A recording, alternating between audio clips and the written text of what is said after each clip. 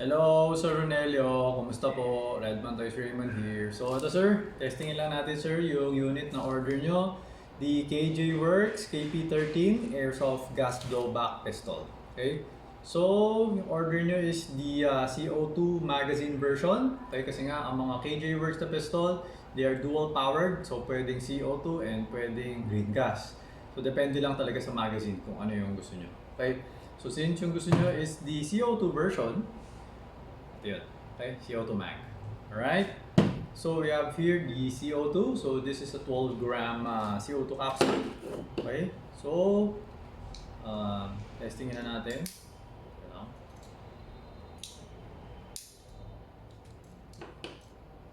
Ibit natin. Pasok na. Luwagin lang muna natin konti. Then, lagay natin yung capsule. Tapos ipipan. Okay? So, ang alam ko lang, isang difference ng CO2 is mas magastos ang CO2 compared sa green gas, okay? Tapos, mas malakas yung blowback ng CO2. Ganun siya. Yung FPS niya, alam ko mas malakas siya konti lang eh. Okay? Pero yung more on sa blowback talaga siya. So, parang mas realistic, parang ganun. Tapos parang may break-in period yata, hindi ako sure eh. So, ito, testingin natin. Basta parang sa sobrang kasi pagbago, parang yung umpisa, parang hirap eh. Tapos parang nagiging stabilize siya pag nasa gitna na, pag medyo nababawasan na. Parang ganun yata siya eh. Okay, so ayan, nalagyan natin ng bala. Tapos, lagay ko pala yung CO2 capsule. Ayan. So, ayan natin yung bala. Okay? Magastos to kasi hindi ako sure eh. Pero meron kasi ibang unit, parang sabi ng ibang client, 50 rounds yata. Tama ba? Sabi nila parang 50 rounds lang isang capsule. So, iisipin mo magkano capsule, magkano green gas, diba? Yun nga.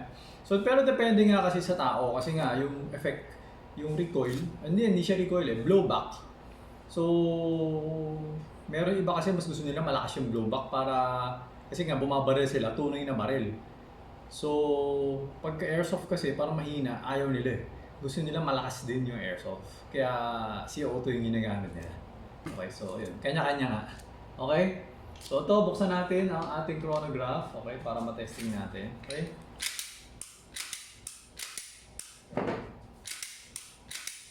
Okay? Wala na? Trigger finger out. Always remember to make sure that the muzzle is pointed at the safe direction. Okay? So, pasok natin. Okay? Game. Lakas ba to? Mahina yung una. Ito kasi sabi ko para warm up. 341. Yan, medyo lumakas, 349.5. Yun, mas malakas, 334.7. Yun, malakas ulit, 325.1. Tapos parang may lumalabas na usok konti kasi nga parang sobrang dami pa yung CO2 capsule. 326.3. Parang yata kasi mga CO2 maganda sila pag mabibigat yung bala. Hindi sila masyadong maganda yata pag magaan yung bala. Parang lang kasi nga masyado silang malakas yung pressure. Kaya ganun. So, 352.5, 347, ito malakas na to. Yung umpisang-umpisa, yung puto ko parang medyo may pagtusupot siya eh. So, yun. So, 347.2, yan, malakas. 332.3, yan, malakas. 313.4, 334.8, 331.4, 324.2.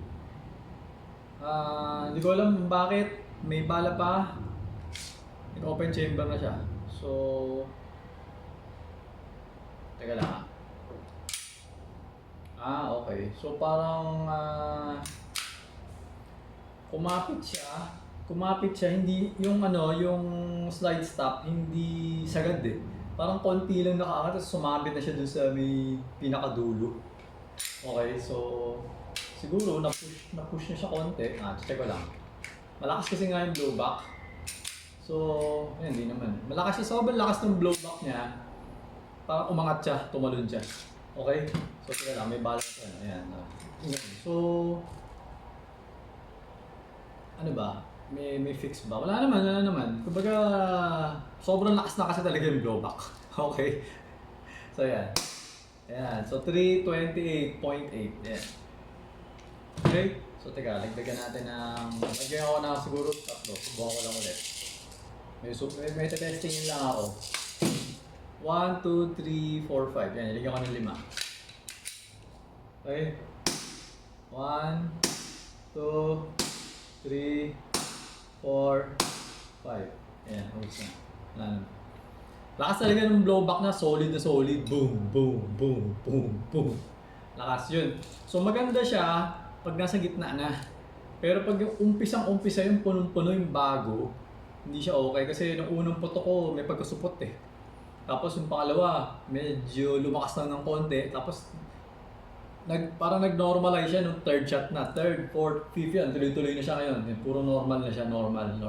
So yung pinakauna, so kumbaga alam mo yung parang pag sa green gas, di ba? Pagka green gas, sinasabi ko nga, pag nag-charge kayo ng magazine, huwag nyo pupunuin yung magazine, di ba? Huwag nyo pupunuin yung mga mag, sinasabi ko, di ba?